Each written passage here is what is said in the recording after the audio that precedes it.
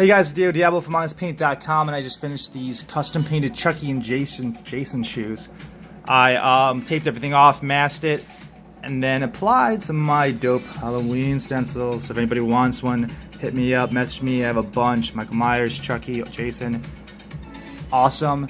And I added some cool skulls on there. I did him in a flesh tone and then added some burnt sienna to it. And here was a sepia. And then I added burnt sienna and then some red, kind of like blood spatter effect. So just mixing colors. I started off with a layer of bright yellow, and you can see it all on my stream, and added all the skulls detailed in there as the last part to overlay it. And I think all in all, it came out good. I wanted to have a fire kind of evil hell theme. So that's what these people are, man. Some evil people.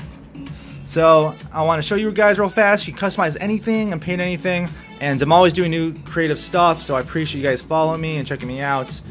Subscribe, share, all the good stuff, and I'll be back with another custom painted item for Halloween.